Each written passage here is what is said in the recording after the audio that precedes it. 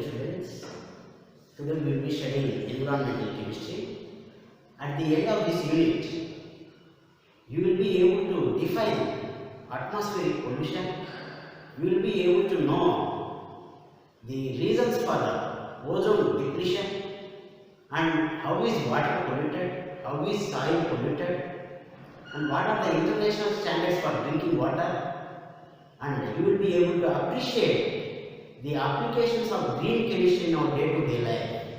And let us begin our discussion with environmental studies. What do you mean by environmental study here? Environmental studies is nothing but it is the sum of social, economical, biological, physical, chemical interrelations with our surroundings. That is environmental studies. How we are socially, economically, biologically, physically, chemically with our surroundings. That is environmental studies. And now let us define environmental chemistry. What do you mean by environmental chemistry here? It is the study of, or it deals with the study of origin,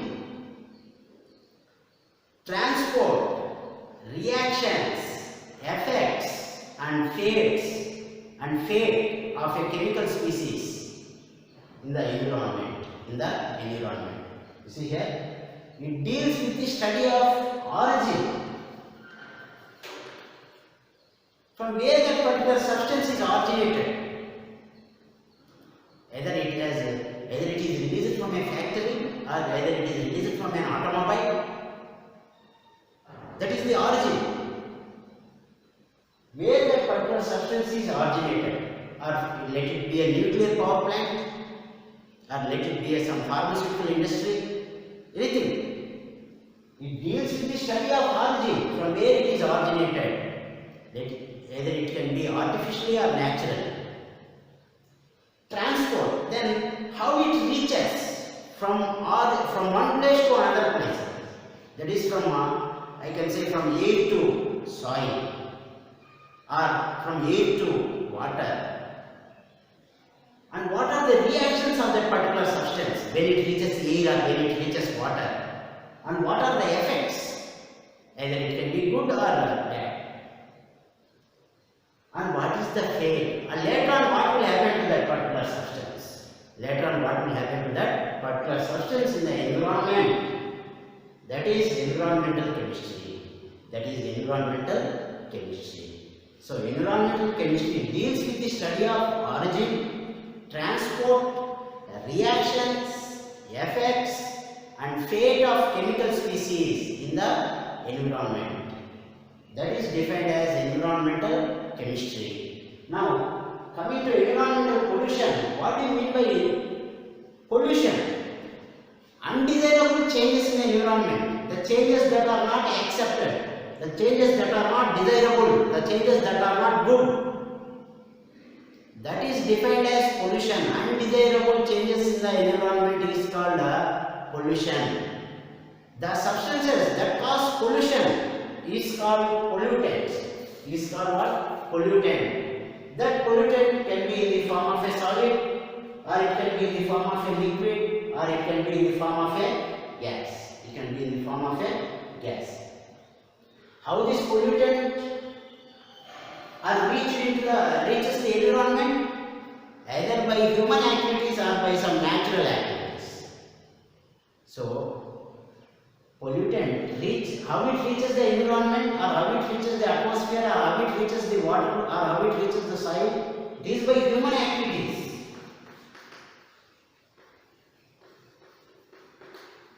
By human activities or by natural activities.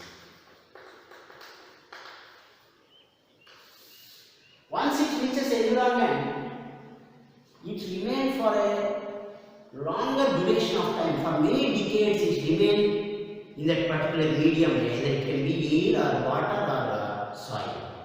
They remain for many years. They are not degraded by natural process. They remain in the soil or water bodies for longer duration.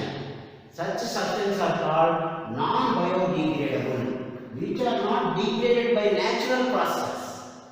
Natural process, that is by the activity of microorganisms, they do not get destroyed or they do not mix with soil. For example, if you take paper or some vegetables, they mix with soil by biological activity after some time, after some period of time. But some substances do not mix with soil and they remain for many decades or for longer duration. Such substances are non-biodegradable. For example, you see DDT. What do you mean by this? Dichloro-diphenyl trichloroethane. Dichloro-diphenyl trichloroethane. It is an insecticide. It is an insecticide. It was earlier used to control malaria. Now it is banned. DDT is an insecticide which is non-biodegradable. It enters into the bodies of plants and reaches human beings by a biological magnification that we have studied in 10th class in biology. It reaches the plants, from plants to human beings by biology, and this concentration of this DDT increases from one organism to another organism. That is a biological magnification. That is what biological magnification. However, what do you mean by this non-biodegradable? Substances which do not mix with soil by natural process or by biological activity or by the activity of microorganisms. Such substances are called non-biodegradable.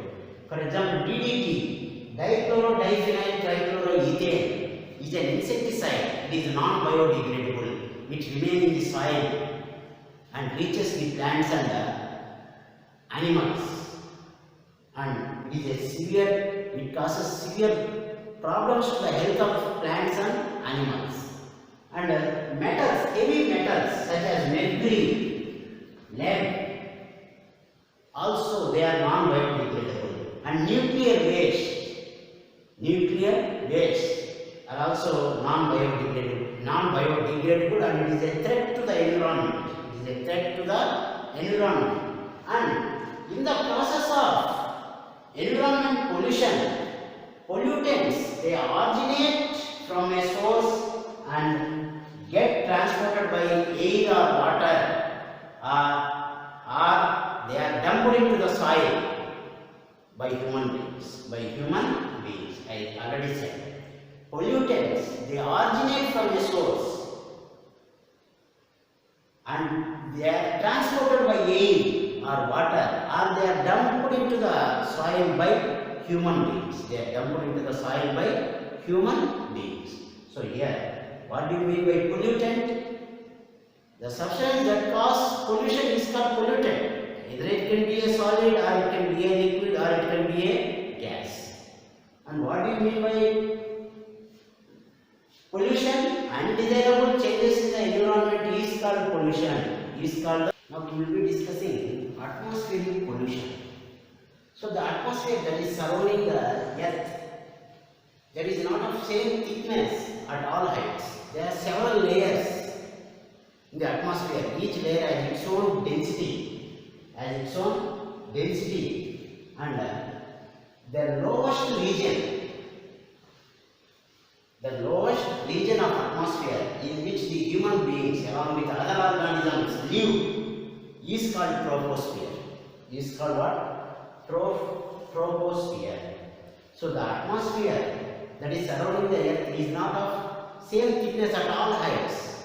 Each layer has its own density and has its own thickness. There are several layers and each layer having different density. The lowest region of atmosphere in which the human beings along with other organisms they live is called troposphere. It is present at a height of 10 kilometers. That is 10 kilometers from the sea level. This region is troposphere. And above the troposphere,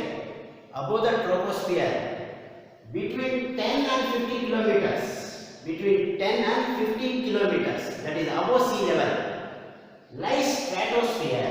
There is a region called what? Stratosphere.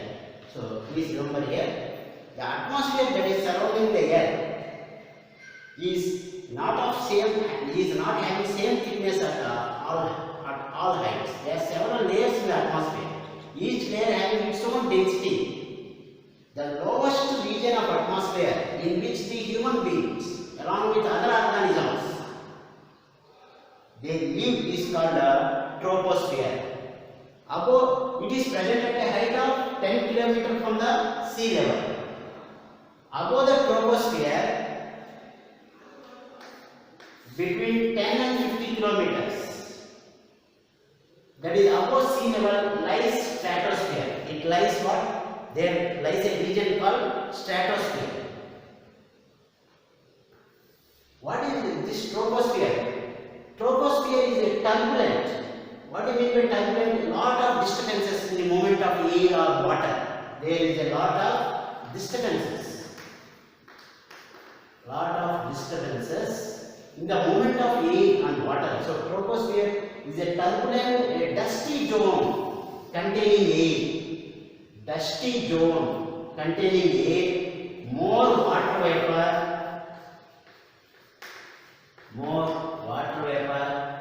and clouds. And this is the region of strong air movement and cloud formation. So please remember here, troposphere is a turbulent where you can see a lot of disturbances in the movement of air and water, which is having, and it is containing more water vapor and clouds. And this is the region of strong air movement where there is a movement of air and the cloud is also formed in the region called troposphere. And stratosphere is containing dinitrogen, or this simply N2, oxygen, O2, O3, ozone, and little water vapor. And ozone, which is present in the region stratosphere, is protecting us from harmful ultraviolet radiations, harmful ultraviolet UV rays, which come from the sun. They are protecting both plant and animals from the harmful ultraviolet radiations. If ultraviolet radiations directly reach the Earth's surface, it is a severe threat to humans. It causes skin cancer. Ozone layer is protecting us from harmful ultraviolet radiations. So where is this ozone layer present? Ozone layer is present in stratosphere. Now, our pollution is mainly studied with respect to troposphere and stratosphere, that we will be discussing now. Please take a screenshot. Tropospheric pollution. Mainly, atmospheric pollution is mainly studied as stratospheric and tropospheric pollution. We will be studying tropospheric pollution. This pollution in the troposphere, I already said, it is due to the presence of undesirable solid or gaseous particles in the air. Undesirable solid or gaseous particles in the air. I already said, what do you mean by pollution? Undesirable changes in the environment by the addition of solid or gas or liquid. That is called pollution. As we are concerned with troposphere, it is due to the presence of undesirable solid or gaseous particles in the air. What are gaseous air pollutants that we are mostly concerned with? They are oxides of sulfur, nitrogen, carbon. It can be sulfur dioxide, SO2, SO3, sulfur trioxide, nitrogen, NO2, N2O, NO, carbon dioxide, hydrogen sulfide, H2S, hydrocarbons, compounds containing carbon and hydrogen, ozone, whose formula is O3, and other oxidants. These are the gaseous air pollutants that pollute troposphere.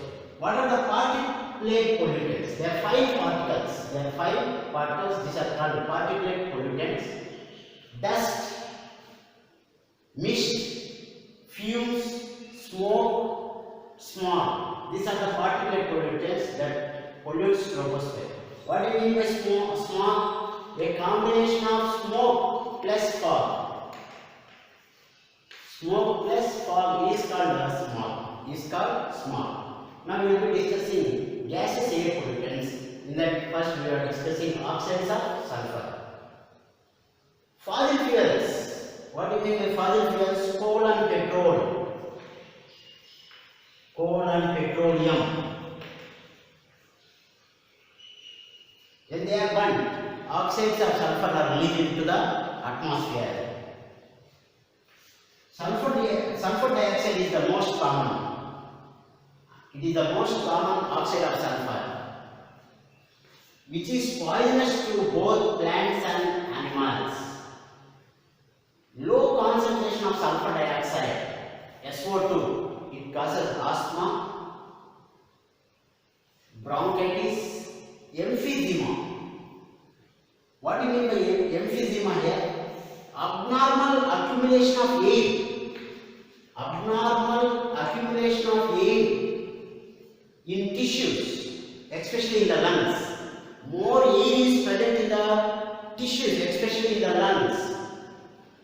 Asthma, bronchitis, it is a bronchi is a, I can say it is a part related to the respiratory system, where this bronchi get damaged due to the sulfur dioxide. Asthma, it is a breathing disorder. Bronchitis, emphysema. Emphysema is nothing but abnormal accumulation of air in tissues, especially lungs. More air is present in the tissues, especially lungs.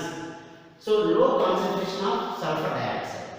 And you see here, sulfur dioxide it causes irritation to eyes, resulting in tears and redness.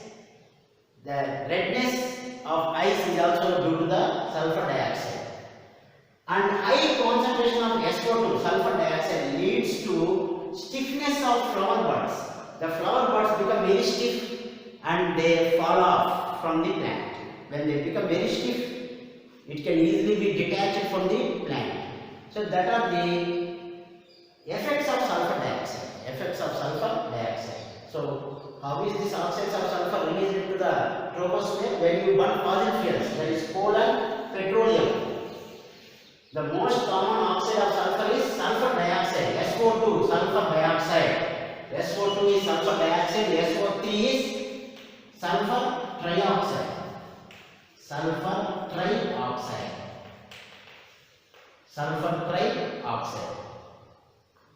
The most common one being sulfur dioxide. It is poisonous to both plants and animals. Low concentration of sulfur dioxide cause what? Asthma, bronchitis, emphysema. High concentration of sulfur dioxide causes stiffness of buds, which eventually fall off from the plants. It results in tears, reddening of the eye.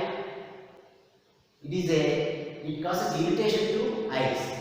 Please take a screenshot. We will be continuing our discussion. In the oxides of sulfur dioxide that is released by burning fossil fuels combines with oxygen to give sulfur trioxide.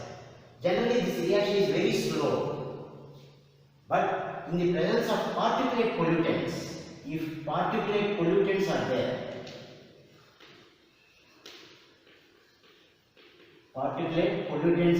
this reaction is very fast.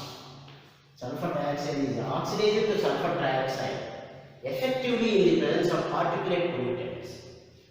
SO2 is sulfur dioxide, O2 is oxygen, SO3 is sulfur trioxide. And the conversion of sulfur dioxide to sulfur trioxide can also be promoted by ozone, O3, and also hydrogen peroxide. When sulfur dioxide combines with ozone, you will get sulfur trioxide plus oxygen. When sulfur dioxide combines with hydrogen peroxide, we are getting sulfuric acid in aqueous state. So here H2O2 stands for hydrogen peroxide, H2SO4 sulfuric acid, O3 ozone. So here sulfur dioxide gas that is released into the troposphere by burning fossil fuels combines with oxygen to give sulfur trioxide. Generally this reaction is very slow, but in the presence of particulate pollutants this reaction is fast. And the conversion of sulfur dioxide to sulfur trioxide can also be promoted by ozone O3 as well as hydrogen peroxide. Hydrogen peroxide. Now coming to oxides of nitrogen. You know what are the main constituents of a nitrogen whose percentage is 78 and oxygen is approximately 21%. They are the main constituents of A. At ordinary temperatures, nitrogen and oxygen are not reacting at normal temperature or at ordinary temperatures. During lightning, this nitrogen and oxygen combine with each other to give nitrogen dioxide. NO2 stands for nitrogen dioxide. Nitrogen dioxide. This nitrogen dioxide is oxidized to nitrate, NO3 minus. What is NO3 minus here? Nitrate is oxidized to NO3 minus, which reaches the soil with the help of rain, and it acts as a fertilizer to the plants. It acts as a fertilizer to the plants. Please see here. In the process of lightning, nitrogen combines with oxygen to give nitrogen dioxide. This nitrogen dioxide is oxidized to nitrate, NO3 minus, which reaches the soil with the help of rain, and this NO3 minus acts as a fertilizer. And at high temperatures in automobile engines, when fossil fuels are burnt, for example, let us take petroleum, nitrogen reacts with oxygen to give nitric oxide, NO. NO, what is the name for NO? Nitric oxide. It reacts with oxygen. This nitric oxide reacts with oxygen to give nitrogen dioxide. Nitrogen dioxide. The nitrogen dioxide production is faster when NO, that is nitric oxide. Please remember, NO is nitric oxide, NO2 is nitrogen dioxide. The production of NO2 is very faster when nitric oxide combines with ozone in the stratosphere. NO reacts with ozone to give nitrogen dioxide plus oxygen, and you can see red haze, which is very irritating, and it is an irritant generally in when there is a traffic and congested places. You can see red haze. This red haze is responsible because of the oxides of nitrogen. Oxides of nitrogen. You can see red haze when there is traffic and congested places. When there is a heavy traffic and when where the places are congested, you can see irritant red haze. This red haze is due to the presence of oxides of nitrogen. And you know, this oxides of nitrogen causes damage to the leaves of plants, thereby it retards. Retardation. The photosynthesis is retarded, the photosynthesis is slowed down. What do you mean by photosynthesis? Plants prepare their own food material by a process called photosynthesis. When leaves fall down, what happens? Photosynthesis rate is also affected, and it is a lung irritant. Oxides of nitrogen is an irritant to the lungs, and it causes acute respiratory disease in children. What do you mean by acute respiratory disease? The disease that is seen for a short period of time. Acute respiratory disease in children. That is about oxides of nitrogen. Oxides of nitrogen. Please take a screenshot. We will be discussing hydrocarbons. What do you mean by hydrocarbons? Compounds of carbon and hydrogen. They are called hydrocarbons. Generally, you can say organic compounds. They are carcinogenic. They cause cancer. For example, let it be benzene. Structurally, benzene is represented like this. Benzene, whose molecular formula is C6H6, is a carcinogenic compound. It causes cancer. It is consisting of carbon and hydrogen. They harm plants. How do they harm plants? By shedding leaves, by shedding of flowers and branches and small, that is a twigs, small branches. And finally, some important points to be noted by you. What do you mean by pollutant? The substances that cause pollution is called pollutant. Is called pollutant. Non-biodegradable. The substances that are not degraded by a natural process is called non-biodegradable. Example, I already said DDT. What do you mean by DDT? Dichloro, diphenyl, trichloroethane. And in the region of stratosphere, ozone is present. O3. It protects us from harmful ultraviolet radiations that are coming from the sun. And troposphere. What do you mean by troposphere? It is the lowest region of atmosphere where human beings along with other organisms live. Are you